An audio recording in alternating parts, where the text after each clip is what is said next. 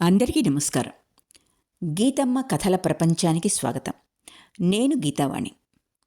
ఇప్పుడు మనం రవీంద్రనాథ్ ఠాగూర్ గోరా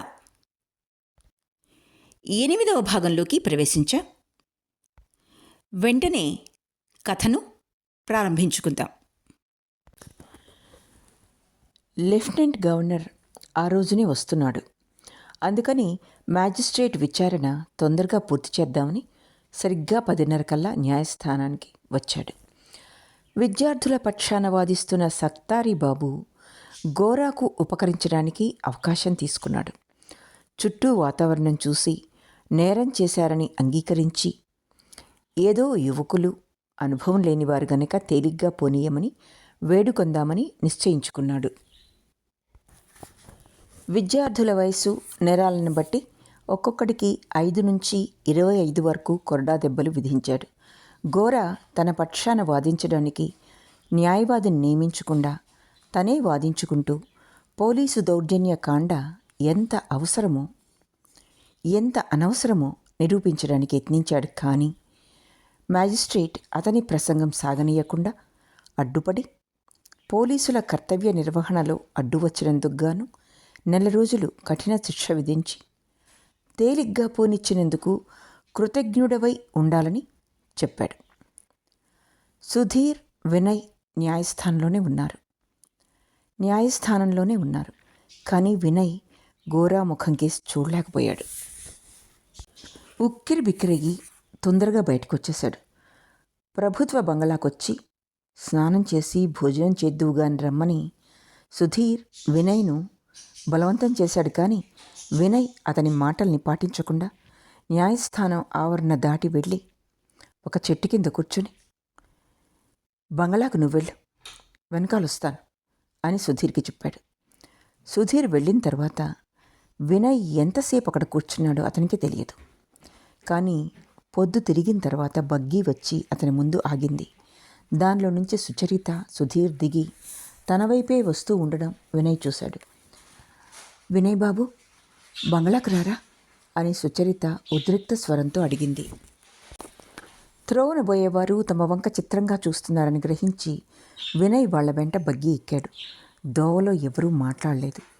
బంగళాకు తిరిగి వెళ్ళేసరికి తీవ్రమైన కలహం సాగుతూ ఉండడం వినయ్ గమనించాడు. ఆ సాయంత్రం మ్యాజిస్ట్రేట్ ఇంటికి వెళ్ళనని లలిత తన నిర్ణయం వెల్లడించింది. వరదసుందరి మహాసందిగ్ధావస్థలో పడింది. లలిత వంటి పసికూన తిరగబడిందని హరాన్ కోపంతో మండిపోతున్నాడు. క్రమశిక్షణను నిరాకరించే నేటి బాలబాలికలకు ఏదో జాడ్యం పట్టిందని విచారించజొచ్చాడు. రకరకాల మనుషుల్ని కలుసుకొని వారితో చెత్తంతా మాట్లాడడం వల్ల దాని ఫలితం ఇదేనని నిందించసాగాడు. వినయ్ బాబు రాగానే లలిత, క్షమించండి, మీరు చెప్పిన అభ్యంతరాలలోని న్యాయం అర్థం చేసుకోలేక మీ ఎడ అపచారం చేశాను. ఈ మన సంకుచిత పరిధి బయటి విషయాలు తెలియక మిమ్మల్ని పూర్తిగా అపార్థం చేసుకున్నాను. భారతదేశానికి ఈ మ్యాజిస్ట్రేట్ పరిపాలన విధికృతం అంటున్నాడు పానుబాబు. అలా అయితే అటువంటి పరిపాలకులను తిట్టాలనే మన హృదయపూర్వక వాంఛ కూడా విధికృతమే అంది. హరాన్ కోపంతో అడ్డు వచ్చి, లలిత నువ్వు, కానీ లలిత అతని వైపు నుంచి చూపు మరల్చి, ఊరుకోండి, నేను మీతో మాట్లాడడం లేదు. వినయ్ బాబు, ఎవరి బలవంతం మీద ఒప్పుకోకండి. ఎవరైనా సరే ఈ రాత్రికి ప్రదర్శనం ఇవ్వటానికి వీల్లేదు అంది. లలిత అని కేకబెట్టింది వరదాసుందరి. భలే పిల్లవి, వినయ్ బాబుని స్నానం చేసి భోజనం చెయ్యనీవా ఏమి? 1:30 దాటింది తెలీదు? చూడు ఆయన ఎంత అలసిపోయాడో. ఈ ఇంట్లో నేను భోజనం చెయ్యను అన్నాడు వినయ్. మనం ఇక్కడ మ్యాజిస్ట్రేట్ అతిథులం. వరదసుందరి గొడవ చక్కబరుద్దామని వినయ్ను ఉండమని బ్రతిమాలింది. కుమార్తెలు మాట్లాడినందుకు కోపగించి, మీకేం వచ్చింది సుచి? మనం మాట ఇచ్చాం, నలుగురికి ఆహ్వానాలు వెళ్ళినాయి, ఏదో విధంగా ప్రదర్శనం ఇచ్చి తీరాలి. లేకపోతే నేనింకా వాళ్ళకి మొహం చూపించలేను. ఇదంతా నువ్వు వినయ్ బాబుకు వివరించి చెప్పమ్మా అంది. కానీ సుచరిత క్రిందకు చూస్తూ మాట్లాడలేదు. వినయ్ దగ్గర్లోని పడవల రేవుకు వెళ్ళి ఇక 2 గంటల్లో ఒక పడవ బయలుదేరి కలకత్తాకు మర్నాడు ఉదయం 8 గంటలకు చేరుకుంటుందని తెలుసుకున్నాడు. వినయ్ మీద గోరా మీద కోపం వెళ్ళగక్కుతూ తిట్టిపోశాడు హరాన్. దానిమీద సుచరిత తొందరగా పక్క గదిలోకి వెళ్ళింది. తర్వాత కొద్దిసేపటికి లలిత కూడా ఆ గదిలోకి వెళ్ళి చూసేసరికి సుచరిత మొహం చేతులతో కప్పుకొని పండుకొని ఉంది.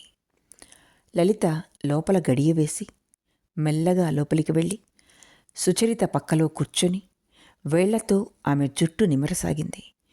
కొంతసేపటికి సుచరిత తేరుకున్న తర్వాత లలిత సుచరిత ముఖం మీద నుంచి చేతులు తీసివేసి ఆమె చెవిలో, అక్కా, కలకత్తా వెళ్ళిపోదాం పదా. ఈ రాత్రి మ్యాజిస్ట్రేట్ ఇంటికి ఇలా వెళ్తాం. చాలాసేపటి వరకు సుచరిత జవాబు చెప్పలేదు. కానీ లలిత ఆ విషయం పదే పదే సూచించేసరికి లేచి పక్క మీద కూర్చుని, వెళ్ళడం ఎలా? అసలు నాకు ఇక్కడికి రావాలనే లేదు. నాన్నగారు నన్ను పంపారు. వచ్చిన పని పూర్తి కాకుండా ఎలా బయలుదేరను అంది. ఇక్కడ జరిగిందేమీ నాన్నగారికి తెలియదు. తెలిస్తే ఉండమని ఎన్నడూ అనేవారు కాదు అని వాదించింది లలిత. అలా అనుకోవడం ఎలా అంది సుచరిత విసుగుతో. కానీ అక్క, నువ్వు నిజంగా వేషం వేసి మాటలు చెప్పగలవా? ఆ డైలాగ్స్ చెప్పగలవా? అసలు ఆ మ్యాజిస్ట్రేట్ ఇంటికి ఎలా వెళ్ళగలుగుతావు? వేషం వేసుకొని రంగస్థలం మీద నిలబడి పద్యాలు చదవడం, నెత్తురు కారేదాకా నాలుక కొరుక్కున్నా ఒక్క మాట కూడా నేను మాట్లాడలేను. నాకు తెలుసు అంది సుచరిత. నరక యాతనలు కూడా అనుభవించాల్సి ఉంటుంది. ఇప్పుడు మనం తప్పించుకోలేం. నా జీవితంలో ఈ రోజును ఎప్పటికైనా మర్చిపోతాననుకున్నావా? సుచరిత ఇలా లొంగినందుకు లలిత కోపం వచ్చింది. తల్లి దగ్గరకు తిరిగి వెళ్ళి, నువ్వు కలకత్తాకు వెళ్ళటం లేదా అమ్మా తిరిగి అంది. ఏమిటి అంది వరదసుందరి దిగ్భ్రమ చెంది. రాత్రి 9 మనం అక్కడుండాలి. కలకత్తాకు వెళ్లే విషయం మాట్లాడుతున్నా అంది లలిత. వినండి దాని మాటలు అంది వరదసుందరి. సుధీర్, నువ్వు ఇక్కడే ఉంటావా అని అడిగింది లలిత అతనికేసి తిరిగి. గోరాకు శిక్ష పడడం సుధీర్ను తలకిందులు చేసింది. అయితే ఆ తెల్లదొరల ముందు తన శక్తి సామర్థ్యాలను చూపాలనే ప్రలోభాన్ని ప్రతిఘటించేటంతటి దృఢమనస్కుడు మాత్రం కాదు. ఏదో తటపటాయిస్తున్నట్టు గుణిగి ప్రదర్శనానికి వెళ్ళక తప్పదని తేల్చాడు. కాలం అనవసరంగా వృధా అయిపోతూ ఉంది. వెళ్ళి విశ్రాంతి తీసుకుందాం. లేకపోతే మనం అలసిపోయి చూడటానికి ఇంపుగా ఉండం. 5:30 వరకు ఎవ్వరూ లేవకూడదు అని వరదసుందరి వాళ్ళని పడక గదుల్లోకి పంపించి వేసింది. సుచరిత తప్ప తక్కిన వారంతా నిద్రపోయారు. ఆమెకు నిద్ర పట్టలేదు. లలిత పక్క మీద నడుం వంచకుండా కూర్చుంది. స్టీమరు ప్రయాణికుల్ని ఎక్కవలసిందిగా పదే పదే కూసింది.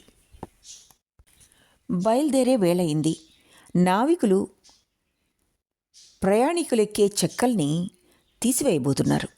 పై అంతస్తు మీద నిలబడ్డ వినయ్ ఒక బెంగాలీ స్త్రీ పడవ వైపు తొందరగా వస్తూ ఉండడం చూశాడు.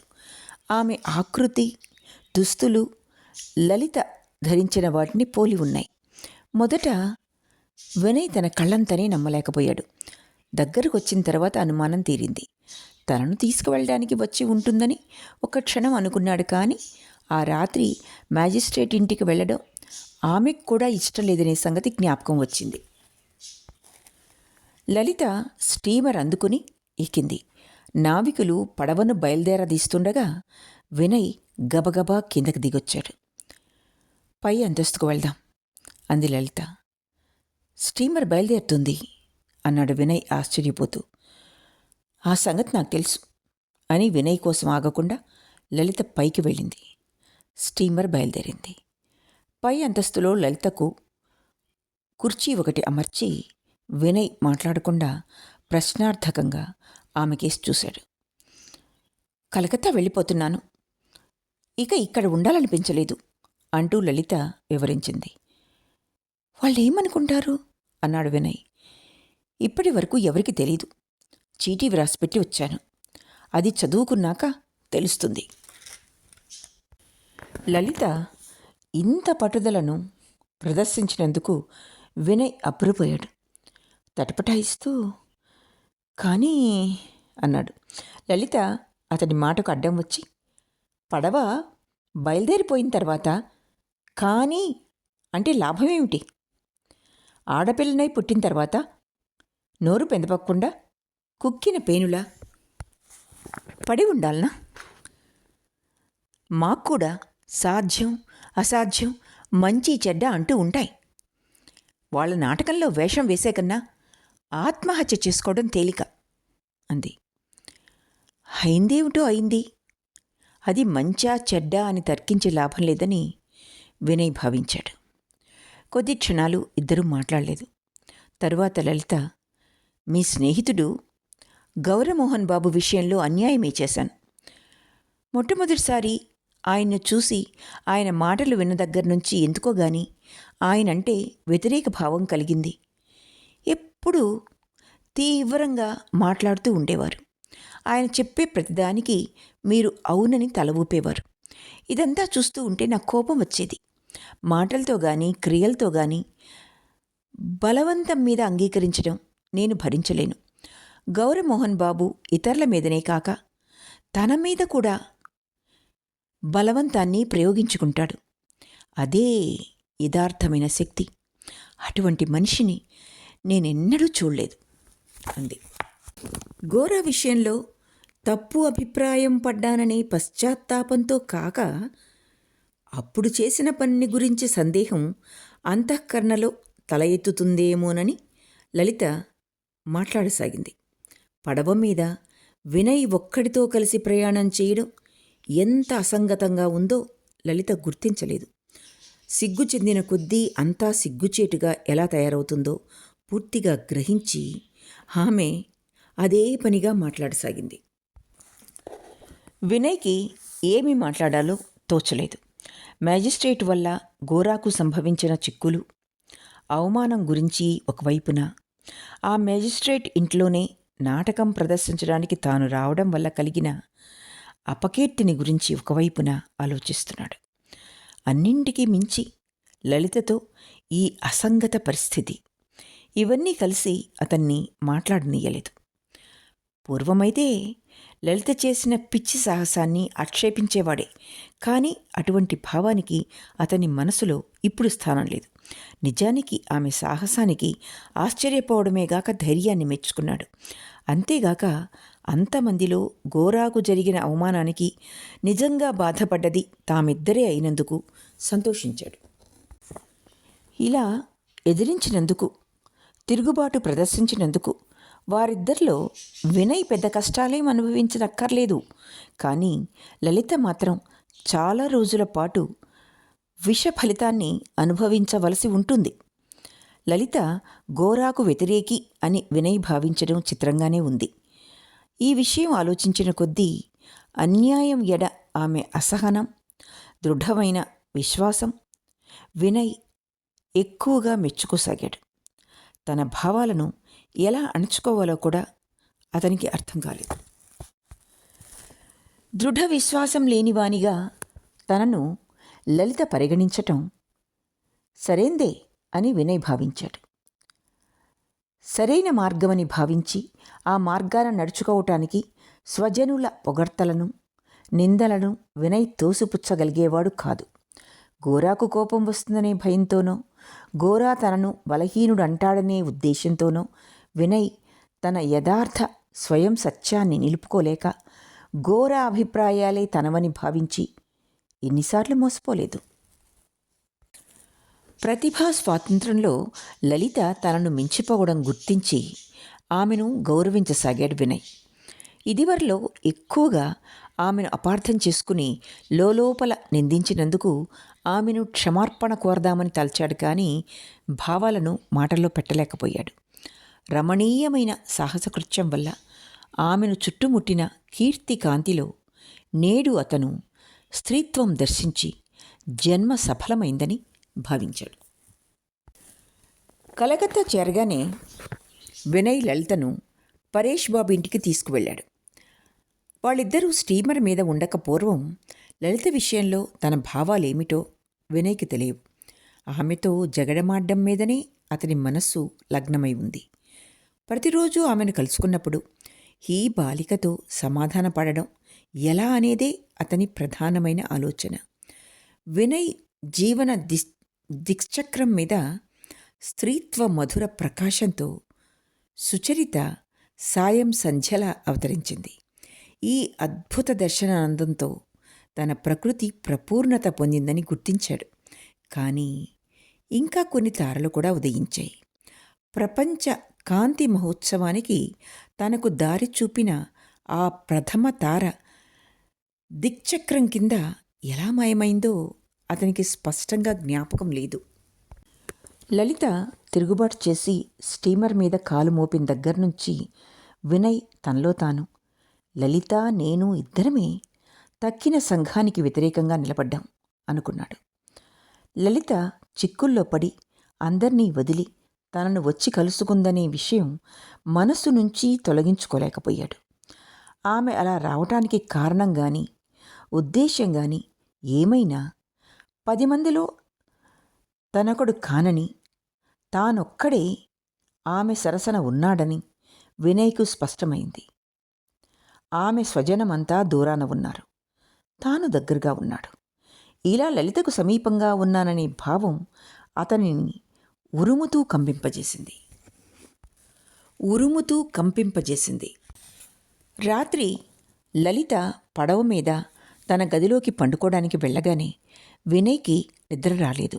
చెప్పులు విడిచి చప్పుడు చేయకుండా అటూ ఇటూ పచార్లు చేయసాగాడు. ప్రయాణ కాలంలో లలితను సంరక్షించవలసిన అవసరం ఏమీ లేదు, కానీ అతని మీద అకస్మాత్తుగా పడిన ఈ నూతన బాధ్యత ఆనందాన్ని వదులుకోవాలని బుద్ధి పుట్టక అనవసరంగా జాగరణకు పూనుకున్నాడు. ఆ నిశాంధకారంలో అనిర్వచనీయమైన అగాధం ఉంది. ఆకాశం నక్షత్రాలతో నిండిపోయింది. మబ్బుల్లేవు. ఒడ్డుమీది చెట్లు పై ఆకాశాన్ని స్తంభాలలా మోస్తున్నట్టున్నాయి. క్రింద నీటి ప్రవాహం. వీటన్నిటి మధ్య లలిత నిద్రపోతోంది. లలిత ప్రశాంత రమణీయతతో నిద్రిస్తూ తన బాధ్యతను నమ్మకంతో అతని చేతుల్లో పెట్టింది. ఆ బాధ్యత తనకు అప్పగించడం వరప్రసాదంగా భావించి వినయ్ ఆమె రక్షణకు నిలబడ్డాడు. తల్లి గాని తండ్రి గాని బంధువులు గాని దగ్గరలేరు. లలిత తన సుందర శరీరాన్ని ఏమాత్రం భయపడకుండా ఆ పడకకు అప్పగించింది. ఆమె నిద్రాగేయాలకు ఆమె వక్షం పైకి కిందకి ఎగిసిపడుతూ తాళం వేస్తోంది. స్త్రీ సౌకుమార్యాన్ని వెల్లడించే ఆమె హస్తద్వయం పరిపూర్ణ విశ్వాసంతో దుప్పటి మీద ఆనుకుని ఉన్నాయి. అప్పుడే పూర్తి అయిన మహోత్సవంలో సమసిపోయి సంగీత మూర్ఛనలాగా ఆమె పాదాలు విశ్రాంతి తీసుకుంటున్నాయి. వినయ్ భావనా ప్రపంచంలో ఆమెకు చిత్రించుకున్న చిత్రం ఇది. చిప్పలో ముత్యంలాగా ఆ నిశ్శబ్దాంధకార ఆవరణలో లలిత నిద్రపోతోంది. ఆమె అలా నిద్రపోవడం ఒక్కటే ఆ రాత్రికి వినయ్కి ప్రధానంగా తోచింది. నేను మేలుకుని ఉన్నాను అనే మాటలు మేలుకుని ఉన్న అతని యవ్వన అగాధాలలో విజయదుందుభిలా మ్రోగసాగాయి. దీనిలో విశ్వమంతటినీ కనిపెట్టి చూస్తూ ఎల్లవేళలా మేల్కొని ఉండే పెళ్లి కుమారుని మౌన సందేశం మిశ్రమమై ఉంది. ఆ చీకటి రాత్రి ఇంకొక ఆలోచన కూడా పదే పదే రాసాగింది. ఈ రాత్రి గోరా జైల్లో ఉన్నాడు. ఇప్పటి వరకు వినయ్ గోరా సుఖ దుఃఖాలలో పాలు పంచుకున్నాడు. అందుకు విరుద్ధంగా జరిగింది ఈ ఒక్కసారి. గోరాకు జైలు జీవితం పెద్ద బాధాకరమైంది కాదని వినయ్కి తెలుసు. గోరా జీవితంలోని ఈ ప్రధాన ఘట్టంలో మొదటి నుంచి చివరి వరకు వినయ్ అతనికి దూరంగా ఉన్నాడు. ఈ వ్యవహారంలో వినయ్ జోక్యమే లేదు. ఆ ఇద్దరి జీవిత ప్రవాహాలు సరిగ్గా ఎప్పుడు కలుసుకుంటాయో, ఈ వియోగం వల్ల ఏర్పడ్డ శూన్యత తిరిగి పూడుతుందా? ఇంతటితో అపూర్వమైన ఆ ప్రాణస్నేహం అంతమైనట్టేనా? రాత్రి గడిచిన కొద్దీ ఒకేసారి సాఫల్యత, శూన్యత రెంటినీ వినయ్ అనుభవించాడు. సృష్టి లయల సమావేశ స్థలంలో చీకటి కేసి చూస్తూ ఒడలు మరచి నిలబడ్డాడు. పరేష్ బాబు గుమ్మంలో బండి ఆగి లలిత దిగగానే ఆమె వణికిపోవడం వినయ్ గమనించాడు. స్థైర్యం వహించడానికి ఎంతో శ్రమపడుతోంది. ఈ సాహసం చేసి సంఘానికి ఎంత అపచారం చేసిందో ఆమె ఇంతవరకు అంచనా వేసుకోలేకపోయింది. తండ్రి మాటలతో చీవాట్లు పెట్టడని ఆమెకు తెలుసు. అందుచేతనే ఆయన మౌనానికి ఆమె అన్నిటికన్నా ఎక్కువ భయపడుతోంది. ఆ పరిస్థితుల్లో ఏమి చేస్తే యుక్తంగా ఉంటుందో వినయ్కు తోచలేదు. ఆమెతో కూడా ఉంటే ఇంకా ఎక్కువ బాధపడుతుందో లేదో పరీక్షిద్దామని వినయ్, నేను ఇక వెళ్ళిపోవడం మంచిదనుకుంటా అన్నాడు. ఊహు, వెళ్ళవద్దు, వచ్చి నాన్నగారిని చూచి వెళ్ళండి అంది లలిత తొందరగా. ఆమె మాటల్లోని ఆతృతకు వినయ్ లోపల సంతోషించాడు. ఇంటి ముందుకు తీసుకొచ్చి దిగవిడవడంతో అతని కర్తవ్యం పూర్తి కాలేదు. ఈ సంఘటన వల్ల అతని జీవితం లలిత జీవితంతో ప్రత్యేక బంధనంతో ముడిపడింది. ఇంకా గట్టిగా ఆమె పక్షాన నిలబడాలని భావించుకున్నాడు. తన మీద ఆధారపడవచ్చని లలిత తలపోసిందనే భావన అతని హృదయాన్ని స్పృశించింది.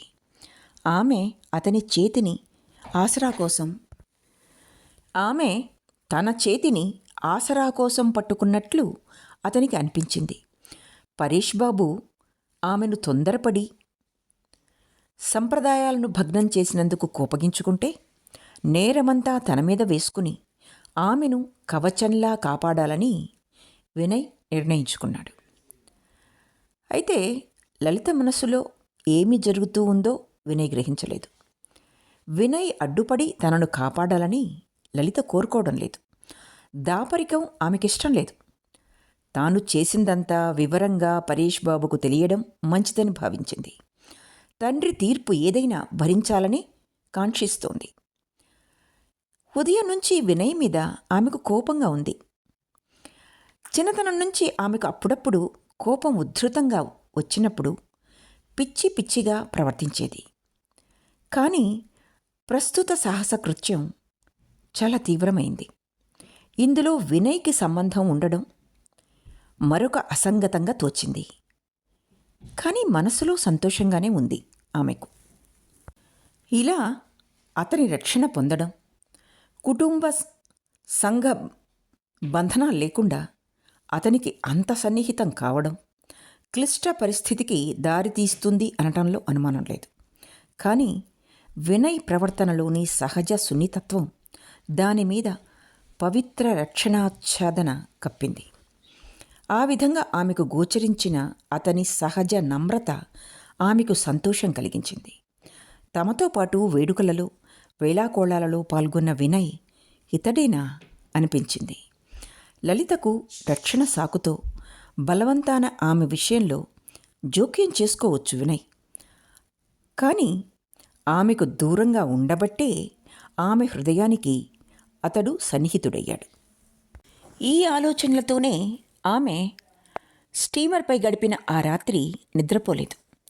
పక్క మీద చాలాసేపు దొర్లిన తర్వాత అరుణోదయం అయిందని తెలుసుకుని మెల్లగా గది తలుపు తెరిచి తొంగి చూసింది. రాత్రి ముగే వచ్చింది. కానీ మంచు కప్పిన అంధకారం ఇంకా నదీ తీరానికి, తీరం మీది చెట్లకు అంటిపెట్టుకుని ఉంది. చల్లగాలి వీచి నీటి మీద తొణికిసలాడుతోంది. మర్నాటి పని ప్రారంభమైన శబ్దం ఇంజన్ గదిలో నుంచి వెలువడుతోంది. లలిత గదిలో నుంచి బయటకొచ్చి చూసేసరికి వినయ్ శాలువ కప్పుకొని కుర్చీలో నిద్రపోతున్నాడు. ఇంత దగ్గరగా కానీ ఇంత దూరంగా రాత్రల్లా అతను తన రక్షణ కోసం జాగరణ చేశాడని గుర్తించగానే ఆమె గుండె వేగంగా కొట్టుకోసాగింది. తక్షణమే ఆమె గదిలోకి వెళ్ళి గుమ్మలో నిలబడి వినయ్ కేసి తేరిపార చూచింది. అతని ఆకృతి ఆమె దృష్టిలో ప్రపంచాన్నంతటినీ కనిపెట్టి చూచే నక్షత్ర సమూహానికి కేంద్రంగా తోచింది. అలా చూస్తూ ఉంటే ఆమె హృదయం వర్ణనాతీతమైన మాధుర్యంతో నిండిపోయింది. నేత్రాల్లో నీరు తొణికిసలాడింది. తండ్రి ఏ భగవంతుని పూజించడం తనకు బోధించాడో ఆ భగవంతుడే నేడు ప్రత్యక్షమై ఆశీర్వదిస్తున్నట్లు.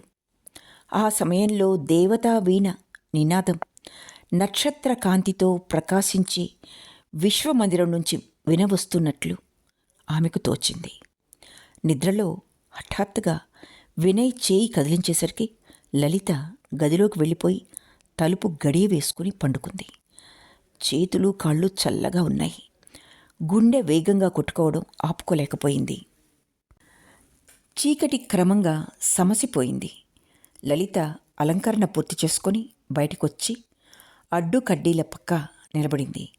పడవ కూత విని వినయ్ కూడా లేచి అరుణోదయం దర్శించడానికి తూర్పు దిశ వైపు దృష్టి పరిపాడు. లలిత బయటికి రావడం చూసి తన గదిలోకి వెళ్దామని లేచాడు. లలిత అతన్ని పలకరించి, రాత్రి మీరు సరిగ్గా నిద్రపోయినట్టు లేరే. అబ్బే, నిద్రపట్టకే అని సమాధానం చెప్పాడు వినయ్. ఆ పైన ఏం మాట్లాడాలో ఇద్దరికీ తోచలేదు. స్టీమర్ కలకత్తా చేరింది. వినయ్ బండి కట్టించి లలితను లోపల కూర్చుండబెట్టి తను బండివాని ప్రక్కన కూర్చున్నాడు. కలకత్తా వీధుల్లో బండి వెళ్తూ ఉంటే లలిత పరిస్థితి ఎందుకు తారుమారైందో ఎవరు చెప్పగలరు. ఆ క్లిష్ట పరిస్థితిలో వినయ్ ఒక్కడే ఆమెతో స్టీమర్ మీద ఉండడం, ఆ వ్యవహారాలలో సన్నిహితంగా చిక్కుకోవడం, సంరక్షకుడిలాగా ఇప్పుడు ఆమెను ఇంటికి తీసుకువెళ్లడం, ఇవన్నీ ఆమె హృదయంలో భారంగా తోచాయి. పరిస్థితుల ప్రభావం వల్ల వినయ్కు తన మీద అధికారం చెలాయించే హక్కు వచ్చినట్టు భావించడం ఆమె భరించలేకపోయింది. ఇది ఎలా సంభవించింది? నిత్య జీవితంలోకి అడుగుపెట్టగానే గత నిశా సంగీతం పరుషస్వరంతో ఆగిపోయిందే. వినయ్ ఇంటి గుమ్మం వరకు వచ్చి వెళ్ళి వస్తాను అనేసరికి ఆమె కోపం ఇనుమడించింది. తండ్రి ముద్దుకు అతనితో కలిసి వెళ్ళడానికి ఆమె భయపడుతుంది అనుకుంటున్నాడా? తను చేసిన పనికి సిగ్గుపట్టం లేదని స్పష్టంగా ప్రదర్శించి సర్వమూ తండ్రికి చెప్పడానికి సిద్ధంగా ఉంది. తానేమో నేరస్తురాల్లాగా గుమ్మంలో నుంచి వినయ్ను జారుకొనియడమా? పూర్వంలాగానే వినయ్తో తన సంబంధం స్పష్టం చేసుకోవాలని కాంక్షించింది.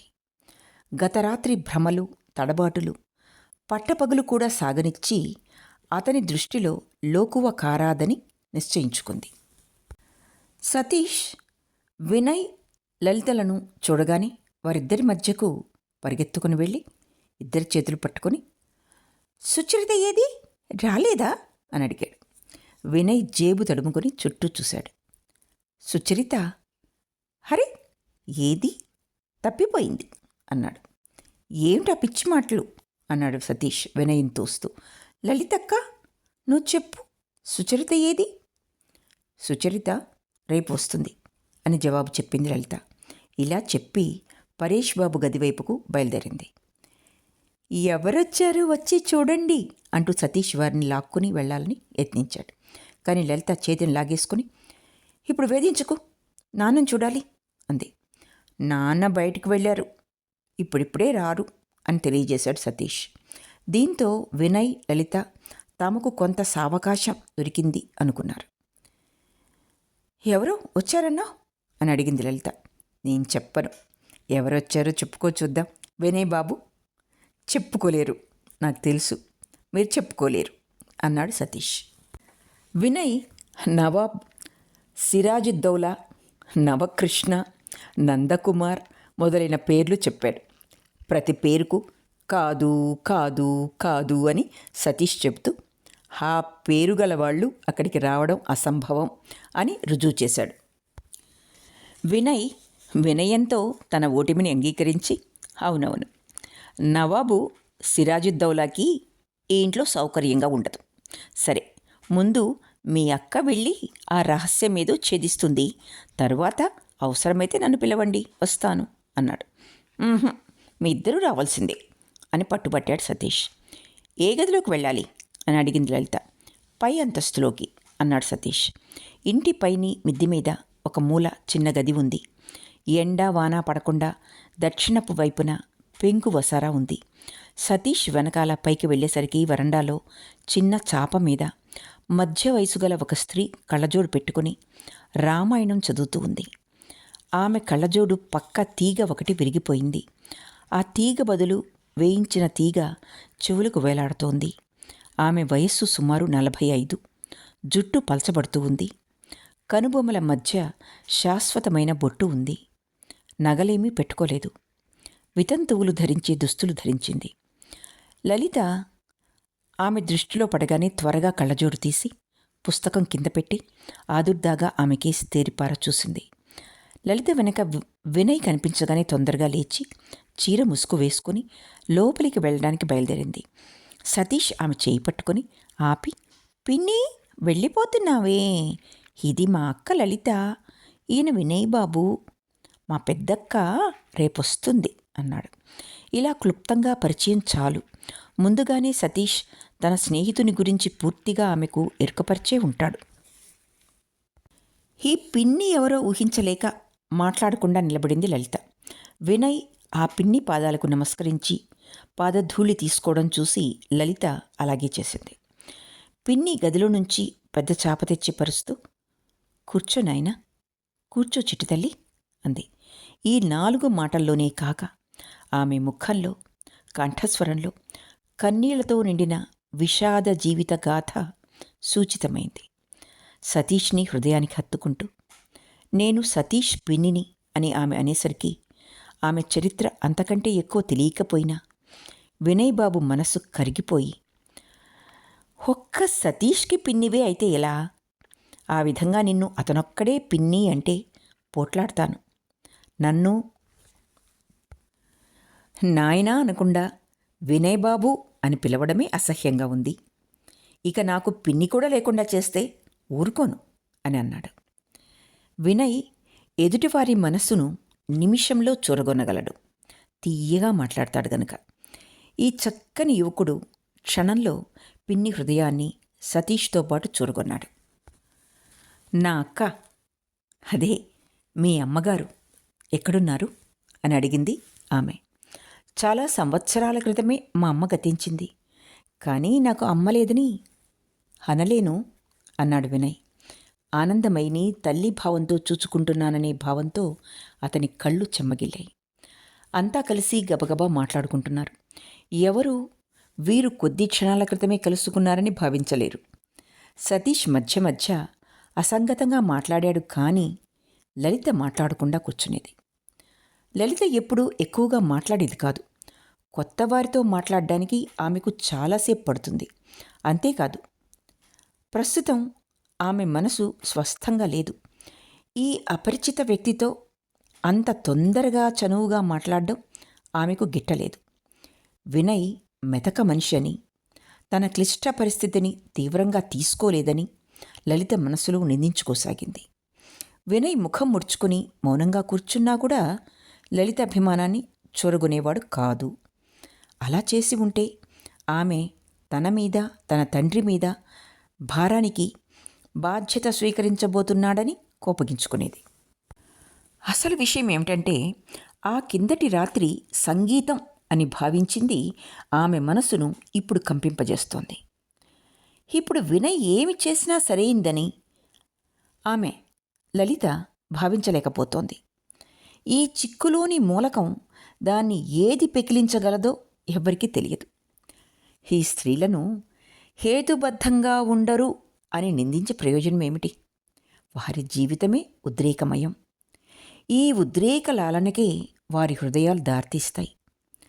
ప్రేమ ప్రాతిపదిక సరైందైతే హృదయ నాయకత్వం నిరాడంబరంగా మధురంగా రూపొందుతుంది.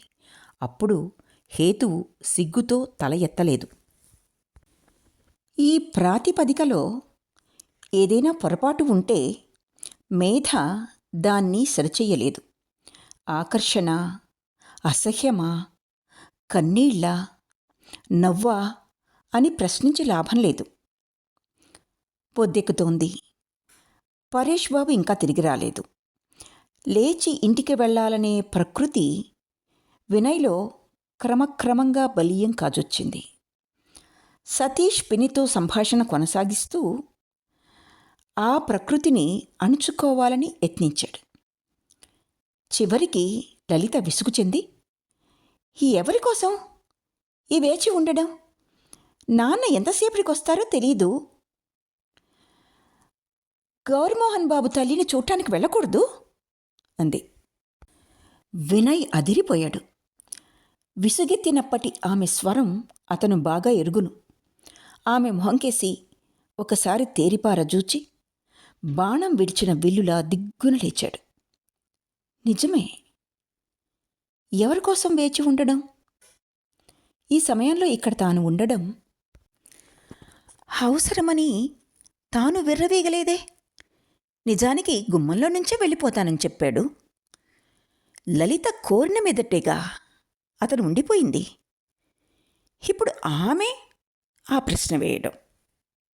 వినయ్ దిగ్గున లేచేసరికి లలిత ఉలిక్కిపడింది. ఆరిన దీపంలాగా అతని మొహంలో చిరునవ్వు మాయమవడం కనిపెట్టింది. ఎన్నడూ వినయ్ అంతగా కృంగిపోవడం, అంతగా గాయపడడం చూడలేదు. వినయ్ కేసి చూస్తుంటే పశ్చాత్తాపం కొరడాలాగా ఆమెను తాకింది.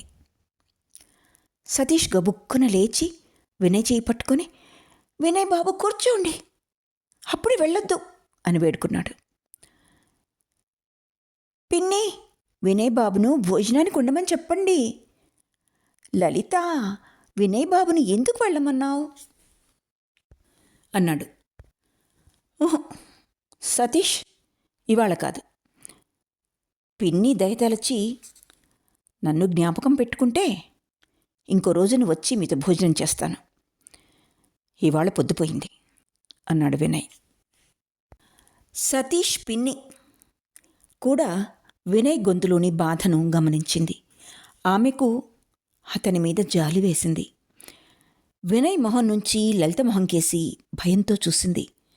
తెర వెనక విధి నాటకమాడుతోందని గ్రహించింది. లలిత ఏదో వంక చెప్పి తన గదిలోకి వెళ్ళి పూర్వం అనేక పర్యాయాలు ఏడ్చినట్లే ఇప్పుడు ఏడవసాగింది. అవమానం, ఆత్మదూషణ మిశ్రమమైన భావాలతో నరక యాతన అనుభవిస్తూ వినయ్ తక్షణమే ఆనందమై ఇంటికి బయలుదేరాడు. అసలు సరాసరి అమ్మ దగ్గరికి ఎందుకు వెళ్ళలేదు? లలితకు తనతో అవసరం ఉంది అని భావించడం అవివేకం. కలకత్తా చేరుకోగానే ఆనందమయ్య దగ్గరికి పరిగెత్తనందుకు భగవంతుడు తనను తగినట్టుగానే శిక్షించాడు. మీ తల్లిని చూడటానికి వెళ్ళకూడదు అని లలిత నోటి వెంట రావాలా? గోరా తల్లిని గురించిన ఆలోచన వినయ్ కంటే లలితకు ఎక్కువ ప్రధానమని ఒక్క క్షణమైనా భావించడం సాధ్యమా?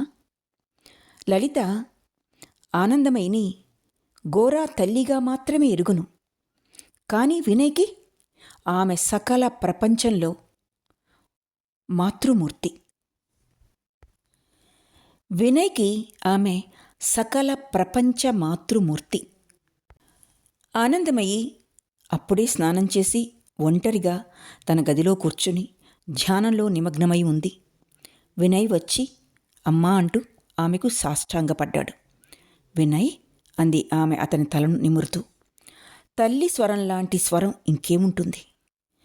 ఆనందమయ్యి నోటి నుంచి వెలువడ్డ అతని పేరు అతనికి ఉపశమనం కలగజేసింది.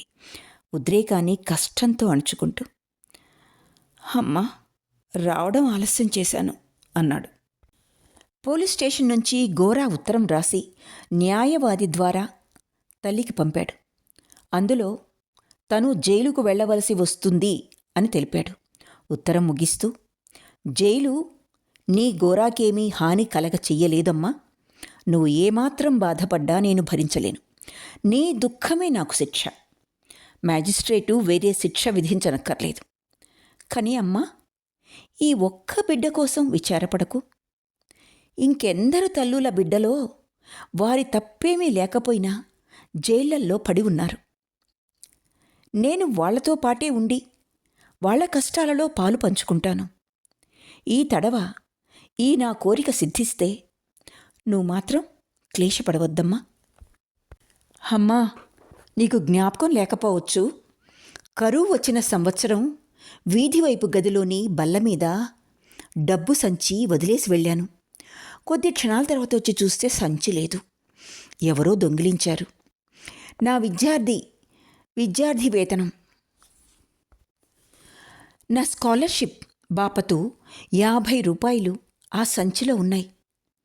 ఆ డబ్బు పెట్టి నీ పాద ప్రక్షాళనకు వెండి డేగిసా కొందామని నేను ఉద్దేశపడ్డానమ్మా. దొంగ మీద నిరర్ధకంగా కోపంతో మండిపోతూ ఉంటే భగవంతుడు నాకు జ్ఞానోదయం కలిగించాడు. ఆ డబ్బు దొంగిలించిన కరువు బాధితునికి అది నా విరాళం అని నాలో నేను అనుకున్నాను. అలా అనుకోగానే నిరర్ధకమైన విచారం మాయమైంది. నాకు మనశ్శాంతి లభించింది.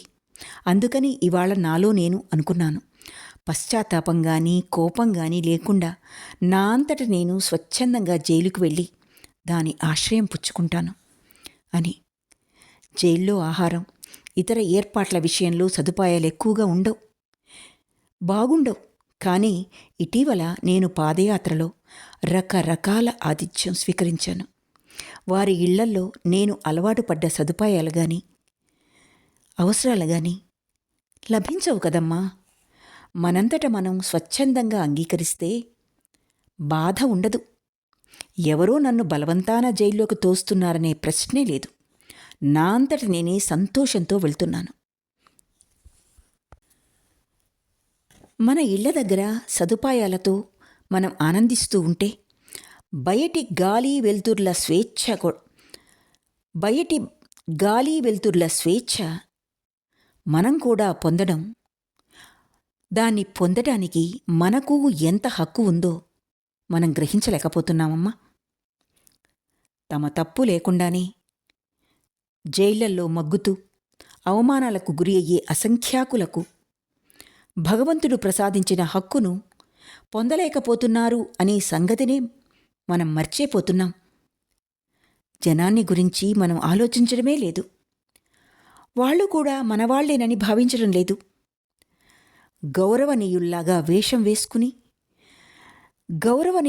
వేషం వేసుకుని అధిక సంఖ్యాకులను పట్టుకొని వ్రేలాడకుండా ఆ జనానికి పడ్డ ముద్రే నాకూ పడాలని కోరుకుంటున్నానమ్మా. ఇప్పుడు ఈ ప్రపంచానుభవం తర్వాత జీవితాన్ని గురించి ఎక్కువగా తెలుసుకున్నాను. తీర్పరులుగా నటించేవారిని చూస్తే జాలి వేస్తుంది. తమ నేరాలను విస్మరించుకుని ఇతరుల మీద తీర్పిచ్చేవారి పాపాలకు జైళ్లల్లో ఉన్నవాళ్లు శిక్ష అనుభవిస్తున్నారమ్మా. అనేక మంది చేసిన పొరపాట్లు నేరంగా పరిణమిస్తాయి. కానీ ఈ దురదృష్టవంతులే చివరికి దాని ఫలితాన్ని అనుభవించాలి. జైలు గోడల బయట హాయిగా సదుపాయంగా జీవించే వారి పాపం ఎప్పుడు, ఎక్కడ, ఏ విధంగా పరిహారమవుతుందో మనకు తెలియదు. నా మట్టుకు నేను వారి గౌరవాన్ని సిగ్గుచేటు అంటాను. అలాంటి గౌరవం కంటే ఎదురు రొమ్ము మీద అపకీర్తి ముద్ర వేయించుకుని తిరగడం ఉత్తమం. అమ్మా, ఆశీర్వదించు. నా కోసం శోకించవద్దు. శ్రీకృష్ణుడు తన వక్షస్థలం మీద భృగు మహర్షి తన్నిన చిహ్నాన్ని జీవితాంతం ధరించాడు. దురహంకార తాడన ముద్ర భగవంతుని వక్షస్థలం మీద గాఢంగా హత్తుకుంది. అటువంటి ముద్రను అలంకారంగా ఆయన స్వీకరించినప్పుడు నా కోసం ఆదుర్దాపడ్డం దేనికి? నా కోసం శోకించడం దేనికి? నా మూలంగా శోకించడం దేనికి? ఈ ఉత్తరం అందగానే ఆనందమయ్యి మహీమును గోరాను చూడ్డానికి పంపాలని యత్నించింది. కాని మహిం, నాకు కచ్చేరీ ఉంది, తెల్లదొర సెలవు ఇవ్వడు అని చెప్పి తెలివి తక్కువగా దుందుడుకుగా ప్రవర్తించినందుకు గోరాపై కోపంతో గంతులు వేశాడు. ఈ గోరాతో బంధుత్వం మూలంగా నా ఉద్యోగం ఎప్పుడు ఊడిపోతుందో అని ముగించాడు. గోరా విషయంలో కృష్ణదయాళతో మాట్లాడడం అవసరమని ఆనందమయి భావించలేదు. భర్తతో సంబంధించినంతవరకు గోరా విషయం మాట్లాడడం సున్నితంగా తలచింది. ఆయన గోరాను మనసులో కుమారుడుగా భావించుకోవడం లేదు. పైగా గోరా అంటే ప్రతికూల భావం వహించాడు. ఆ భార్యాభర్తల వైవాహిక జీవితం మధ్య గోరా వింధ్య పర్వతంలాగా నిలిచాడు. ఒకవైపున సనాతనాచారపరాయణుడైన కృష్ణదయాళ్, ఇంకొక వైపున అస్పృశ్యుడైన గోరాతో ఆనందమయి. ఈ ప్రపంచంలోకెల్లా గోరా చరిత్రను ఎరిగిన వాళ్ళిద్దరికీ సాంగత్యం లేదు. ఈ విధంగా గోరా మీద ఆపేక్ష ఆనందమయికి ధన నిక్షేపంలా ఉంది. ఆ కుటుంబంలో అతని జీవితం సుఖప్రదం చేయాలని అన్ని విధాలా యత్నించింది. ఇది మీ గోరా మూలంగా జరిగింది. మీ గోరా మూలంగా ఈ ఆపద మాకు వచ్చి పడింది, మీ గోరా మూలంగా ఇంత నష్టం వచ్చింది అని ఎవ్వరూ అనకుండా నిరోధించాలని ఆమె నిరంతరం ఆదుర్దాపడేది. గోరా భారం అంతా తన మీదనే ఆధారపడి ఉందని ఆమె భావించింది. దురదృష్టవశాత్తు ఈ గోరా ముండి పట్టుదల అసాధారణమైంది.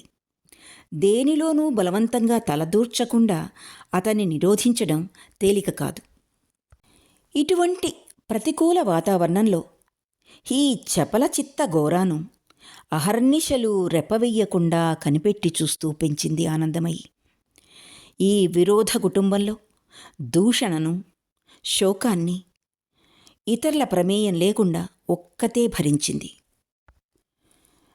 మహిం వదిలి వెళ్ళిన తర్వాత ఆనందమయ్యి కిటికీ ముందు మౌనంగా కూర్చుని కృష్ణదయాళ్ స్నానం చేసుకుని గంగా మృత్తిక నుదుటి మీద, రొమ్ము మీద, చేతుల మీద బొట్టు పెట్టుకుని మంత్రాలు ఉచ్చరిస్తూ రావడం చూసింది.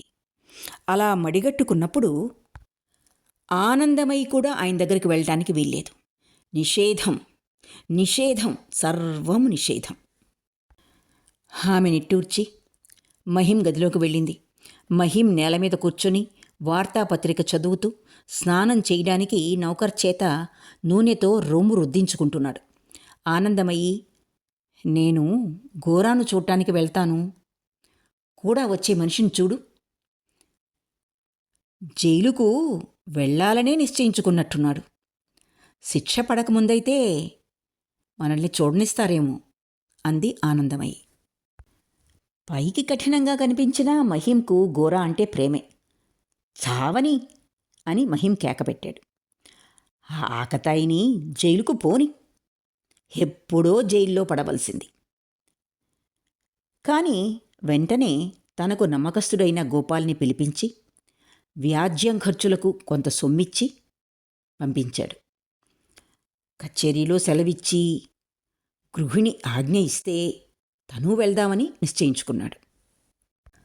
గోరాకి ఏదైనా ఆపద వస్తే మహిం కరిగిపోతాడని ఆనందమయ్యకి తెలుసు.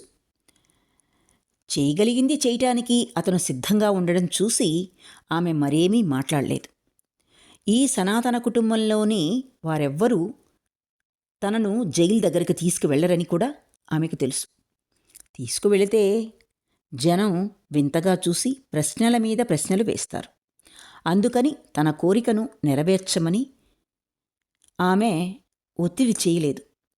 పెదవులు బిగించుకొని బాధను కళ్ళల్లో కుక్కుకొని తన గదికి వెళ్ళిపోయింది. లక్ష్మి, ఆమె పరిచారిక, బిగ్గరగా ఏడవటం మొదలుపెట్టేసరికి ఆనందమయ్యి చీవాట్లు పెట్టి గదిలో నుంచి బయటకు పంపివేసింది. తన ఆందోళనలను తనలో తాను సర్దుకోవడమే ఆమెకు మొదటినుంచి అలవాటు. సుఖ దుఃఖాల రెంటిని ప్రశాంతంగా స్వీకరించేది. ఆమె హృదయ వేదన భగవంతునికొక్కడికే ఎరుక. ఆనందమయిని ఓదార్చడం ఎలాగో వినయ్కి తోచలేదు. మొదటి 4 మాటలతోనే ఆగిపోయాడు. ఇతరుల ఓదార్పు మాటల మీద ఆమె ప్రకృతి సిద్ధంగానే ఆధారపడి లేదు. పరిహార మార్గం లేని కష్టాలను ఇతరులతో చర్చించడానికి వెనుకాడేది. అందువల్ల ఆనందమయి గోరా విషయం ఇంకా ప్రస్తావించకుండా, వినయ్, నువ్వింకా స్నానం చేసినట్లేదు, భోజనానికి వేళవుతోంది, లేచి స్నానం చేసిరా అంది. స్నానం చేసి భోజనానికి కూర్చోగానే వినయ్ ప్రక్కన ఖాళీ చూసి ఆమె గోరాను తలుచుకుని బాధపడింది.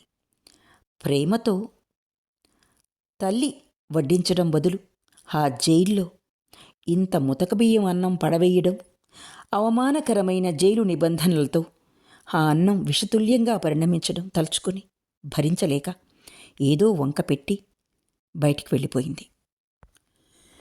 ఇంటికి వచ్చి హఠాత్తుగా లలితను చూడగానే పరేష్ బాబు ఈ పెంకె పిల్ల అసాధారణమైన చిక్కులో పడి ఉంటుందని ఊహించాడు.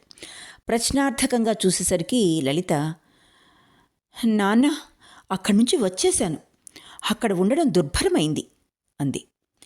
ఏమి జరిగింది అని ఆయన ప్రశ్నించగా, మ్యాజిస్ట్రేటు గోరాను జైల్లో పెట్టాడు అని చెప్పింది. ఈ విషయంలో గోరాకేం సంబంధమో పరేష్ బాబు మొదట తెలుసుకోలేక దిగ్భ్రమ చెందాడు. కానీ లలిత జరిగిందంతా చెప్పిన తర్వాత మౌనంగా ఆలోచనలో నిమగ్నుడయ్యాడు. మొదటగా గోరా తల్లి విషయమయ్యి పరేష్ బాబు ఆందోళన పడ్డాడు. మామూలు దొంగకు శిక్ష విధించినట్టు గోరాకు శిక్ష విధించడం మ్యాజిస్ట్రేట్కి ఏం కష్టం కాదు. ఆ మ్యాజిస్ట్రేట్కి న్యాయాన్ని నిర్లక్ష్యం చేయడం అలవాటే. ప్రపంచంలోని సకల క్రూరకృత్యాల్లో కల్లా క్రూరత్వం మానవుడు తోటి మానవుణ్ణి పీడించడమే. ఇక సంఘం, ప్రభుత్వం చేతులు కలిపితే ఇక ఆ పీడన ఎంత విస్తారంగా, ఎంత భరింపరానిదిగా తయారవుతుందో. గోరాను జైల్లో పెట్టిన గాథ వింటుంటే ఇదంతా పరేష్ బాబు కళ్లకు స్పష్టంగా గోచరించింది. పరేష్ బాబు ఆలోచనలో పడి మాట్లాడకపోయేసరికి లలిత ఆదుర్దాగా, ఇది ఘోర అన్యాయం కదా నాన్న అని అడిగింది. ఆయన మామూలుగానే తొణక్కుండా, గోరా ఎంతవరకు వెళ్ళాడో మనకు తెలియదు, కానీ గోరా తన విశ్వాసాల మూలంగా చట్టబద్ధమైన హక్కులను అతిక్రమించినప్పటికీ ఇంగ్లీషు వాళ్ళు అటువంటి నేరం చేయగలిగేవాడు కాదు. కానీ ఏం చేస్తామమ్మా, మన కాలంలో న్యాయబుద్ధి సంపూర్ణ వివేకాన్ని చేరుకోలేదు. చిన్నవారి పొరపాటు నేరమవుతూ ఉంది. ఇద్దరూ ఒకే జైల్లో ఒకే రకం కష్టాలు అనుభవించాలి. ఇందుకు ఎవరినో ఒకరిని నిందించి లాభం లేదు. సకల మానవకోటి పాపాలదే దీని బాధ్యత. హఠాత్తుగా విషయం మార్చి, మరి నువ్వెవరితో కలిసి వచ్చా అని అడిగాడు. లలిత ఊపిరి బిగబట్టుకుని, వినయ్ బాబుతో అని మామూలు కంటే ఎక్కువ గట్టిగా చెప్పింది. ఎంత గట్టిగా చెప్పినా దానిలో బలహీనత ధ్వనిస్తూనే ఉంది.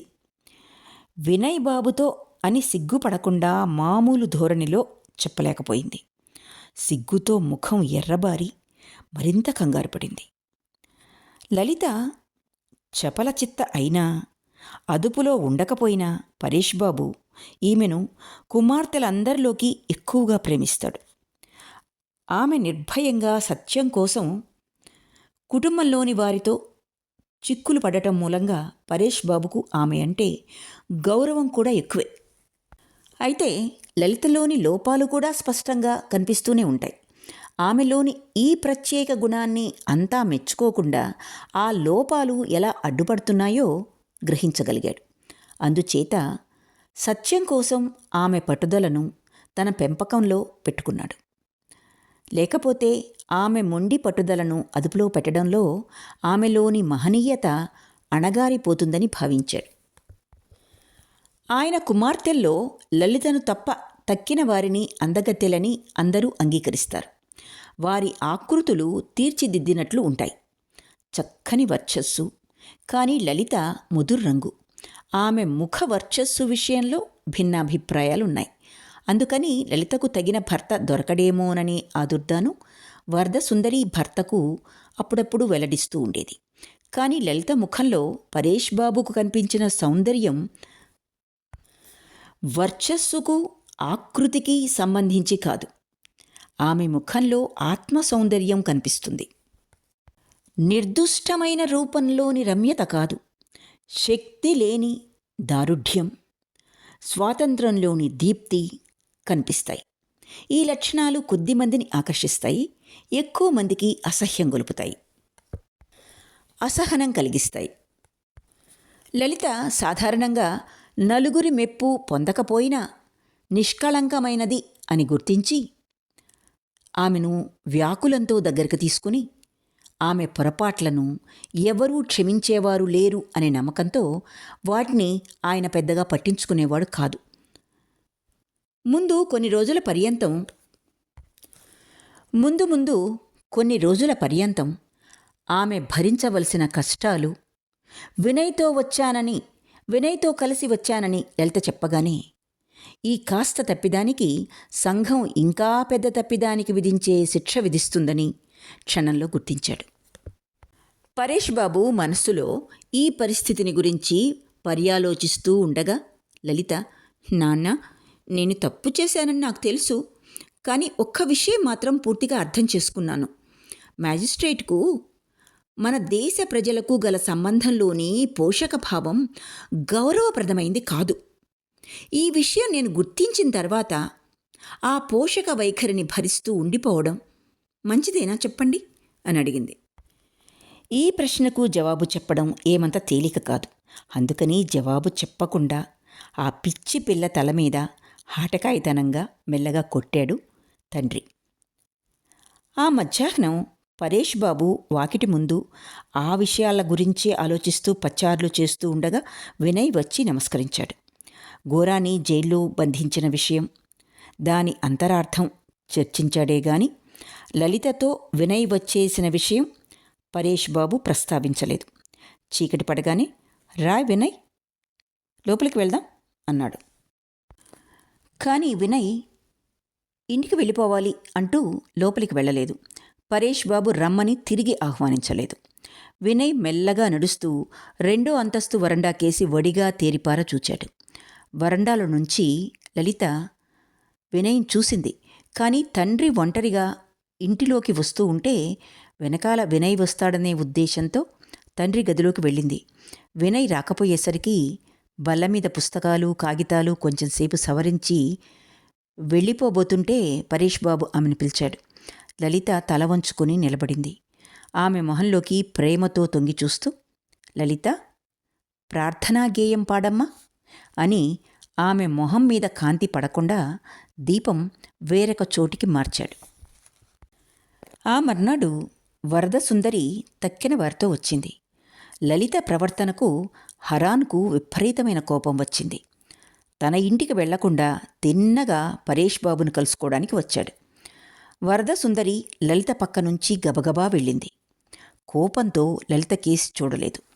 లావణ్య, లీలలకు కూడా లలిత మీద కోపం వచ్చింది. వినయ్, లలిత ఇద్దరూ లేకపోవడం వల్ల కార్యక్రమం తగ్గించవలసి వచ్చింది. దాని మూలంగా వారికి అంతులేని అవమానం కలిగింది. ఇక సుచరిత హరాన్లాగా ధుమధుమలాడలేదు. తల్లిలాగా కన్నీళ్లు పెట్టుకుని విచారించలేదు. లావణ్య, లీలల్లాగా అవమానం తటస్థించిందని భావించుకోలేదు. నిరుత్సాహంగా, మౌనంగా, యంత్రంలాగా పనులు చేసుకుపోతోంది. ఈ రోజును కూడా యంత్రంలాగానే గదిలోకొచ్చింది. సుధీర్ తను చేసిన పనికి తానే సిగ్గుపడుతూ వారితో కలిసి లోపలికి రావడానికి జంకాడు. లావణ్య ఎంత బ్రతిమాలినా రాకపోయేసరికి విసిగి అతనితో ఇక మాట్లాడనని ఒట్టు వేసుకుంది. హెబ్బే, ఏం బాగుండలేదు అంటూ హరాన్ పరేష్ బాబు గదిలోకి వచ్చాడు. పక్క గదిలో నుంచి లలిత అతని మాటలు విని వెంటనే వచ్చి తండ్రి వెనక కుర్చీ మీద 2 చేతులు ఆనించి నిలబడింది. జరిగిందంతా లలితే నాకు స్వయంగా చెప్పింది. ఇక ఆ విషయం చర్చించడం వల్ల ప్రయోజనం లేదు అన్నాడు పరేష్ బాబు. పరేష్ బాబు మామూలుగా వహించే ప్రశాంతతను హరాన్ అతని స్వభావంలోని బలహీనతగా పరిగణించి అహంకారం ధ్వరించేటట్టు, అయిందేమిటో అయిపోయింది నిజమే, కానీ దానికి కారణభూతమైన స్వభావ దోషం ఇంకా పోలేదుగా, అందుచేత దాన్ని గురించి చర్చించడం అవసరమే. మీరు ఇంతగా చనువు ఇవ్వకపోతే లలిత ఇలా ప్రవర్తించేది కాదు. ఆ సిగ్గుమాలిన కథ సవిస్తరంగా వింటే మీరు చనువిచ్చి ఆమెకు హాని కలగజేశారో, ఎలాంటి హాని కలగజేశారో అదంతా మీరు గుర్తిస్తారు అన్నాడు. పరేష్ బాబు కుర్చీ వెనక నుంచి తుఫాను ముంచుకు వస్తున్న సూచనలు కనిపెట్టి లలితను ముందుకు లాగి చెయ్యి పట్టుకుని మందహాసం చేస్తూ హరాన్తో, పానుబాబు, నీ వంతు వచ్చేసరికి పిల్లల్ని పెంచడానికి ఎంత ఓపిక, ఎంత ప్రేమ కావాలో నీకే తెలిసి వస్తుందిలే అన్నాడు. లలిత తండ్రి మీదకు వంగి చెయ్యి మెడ చుట్టూ వేసి, నాన్న, నీళ్లు చల్లారిపోతున్నాయి, వెళ్ళి స్నానం చేసి రండి అని చెవిలో చెప్పింది. 1 నిమిషంలో వెళ్తాను అన్నాడు పరేష్ బాబు అర్థయుక్తంగా. హరాన్ అక్కడ ఉన్నాడనే విషయం సూచిస్తూ, ఇంకా పెద్దగా పొద్దెక్కలేదులే. మరేం పర్వాలేదు నాన్న, నువ్వు స్నానం చేస్తుంటే మేము పానుబాబుతో మాట్లాడుతూ ఉంటాం అంది పట్టిన పట్టు వదలకుండా. పరేష్ బాబు వెళ్ళగానే ఆయన కుర్చీలో లలిత కూర్చుని హరాన్ ముఖం మీద దృష్టి నిలిపి, ఇక్కడ మీ ఇష్టం వచ్చినట్టు అందరితోనూ మాట్లాడ్డానికి హక్కున్నదని భావిస్తున్నట్టున్నారు అంది. లలిత స్వభావం సుచరితకు బాగా తెలుసు. ఆమె ముఖ కవళిక చూసి పూర్వమైతే భయపడేదే. ఇప్పుడు మాత్రం మెల్లగా కిటికీ దగ్గర కూర్చొని ప్రశాంతంగా పుస్తకం తెరిచి ఆ పేజీల మీద దృష్టి నిలిపింది. తనను తాను అదుపులో పెట్టుకోవడం సుచరిత స్వభావం, ఆమె అలవాటు. గత కొద్ది రోజుల్లో మనసుకు పదే పదే తగిలిన గాయాల వల్ల ఇదివరకు కంటే ఎక్కువ మౌనం వహించింది. కాని ఈ మౌన భారం బ్రద్దలయ్యే స్థితికి వచ్చింది. లలిత హరాన్ను ధిక్కరించి మాట్లాడ్డం సుచరిత అణిచిపెట్టుకున్న భావాలు పైకి వెలువడ్డానికి అవసరమని తోచింది. మా విషయంలో నాన్నగారి కర్తవ్యం నాన్నగారి కంటే మీకు ఎక్కువ తెలిసినట్టు భావిస్తున్నారే. బ్రహ్మ సమాజం అంతటికీ మీరు హెడ్ మాస్టర్గా ఉండాలనుందా అంది లలిత. ఇలా మాట్లాడ్డానికి లలిత సాహసించడంతో హరాన్ మ్రాన్ పడిపోయాడు.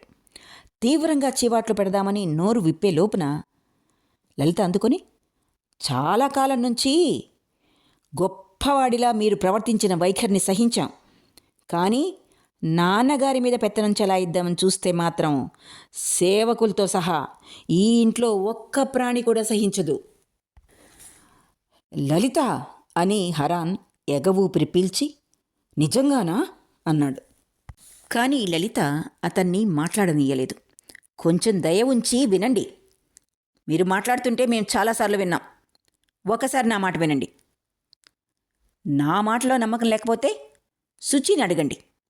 మిమ్మల్ని మీరు ఎంత గొప్పవారిగా ఊహించుకుంటున్నారో అంతకన్నా మా నాన్నగారు చాలా గొప్పవారు. ఈ విషయం స్పష్టంగా చెప్తున్నాను. ఇక ఇప్పుడు మీరేదైనా సలహాలు ఇవ్వదలిస్తే ఇవ్వండి. హరాన్ మొహం కోపంతో వాడిపోయింది. కుర్చీలో నుంచి లేస్తూ, సుచరిత అని కేకవేశాడు. సుచరిత అతని కేసు చూసింది. నీ కళ్ళ ముందే లలిత నన్ను ఇలా అవమానిస్తూ ఉంటే చూస్తున్నావా అన్నాడు. మిమ్మల్ని అవమానించాలని లలిత ప్రయత్నించలేదే అంది సుచరిత మెల్లగా. లలిత చెప్పేదల్లా మీరు మా నాయనగారిని తగిన విధంగా గౌరవించాలనే. మా నాయనగారి కంటే గౌరవింపదగిన వారున్నారని ఎవరిని మేం భావించలేం. హరాన్ దూకుడుగా గది విడిచి వెళ్ళిపోతాడని ఒక్క క్షణం అనిపించింది, కానీ అతడు వెళ్ళలేదు. తీవ్రమైన భయాందోళనలతో కుర్చీలో కూలబడ్డాడు. ఆ ఇంట్లో గౌరవం పోగొట్టుకుంటున్నాను అని భావించిన కొద్దీ తన స్థానాన్ని నిలుపుకోవాలని మొండి పట్టుదలతో పెనుగులాడుతున్నాడు. కానీ బలహీనమైన దాన్ని ఆసరాగా చేసుకుంటే అది తొందరగా తెగిపోతుందనే విషయాన్ని మర్చిపోయాడు. హరాన్ విచారంతో చిరచిర్లతో మాట్లాడలేని స్థితికి దిగజారేటప్పటికీ లలిత వెళ్ళి సుచరిత ప్రక్కన కూర్చుని అక్కడ అసాధారణమైందేదీ జరగనట్టు మాట్లాడసాగింది. ఇంతలో సతీష్ పరిగెత్తుకుంటూ వచ్చి సుచరిత చేయి పట్టుకుని లాగుతూ, రాక్క ఎక్కడికి అని అడిగింది సుచరిత. అబ్బా వద్దు, చూపిస్తాగా. లలిత, నువ్వింకా చెప్పలేదుగా. చెప్పలేదు అంది లలిత. సుచరిత పిన్ని వచ్చిన రహస్యం బయట పెట్టనని సతీష్కి లలిత ఇచ్చిన మాటను నిలుపుకుంది. కానీ హరాన్ని వదిలి వెళ్ళలేక, సరే వాగుడుకాయ, కొంచెంసేపుండు, వస్తా, ముందు నాన్నగారు స్నానం చేసి రాని అంది. కానీ సతీష్కు కాలు నిలవడం లేదు. హరాన్ నుంచి తప్పించుకుని వెళ్ళడానికి అన్ని విధాలా ప్రయత్నిస్తూ ఉంటాడు. కానీ హరాన్ అంటే అమిత భయం వల్ల ఈ విషయం ఇంకా ఒత్తిడి చేయడానికి ధైర్యం లేకపోయింది. హరాన్ సతీష్ అంటే ఎన్నడూ ఆసక్తి చూపలేదు.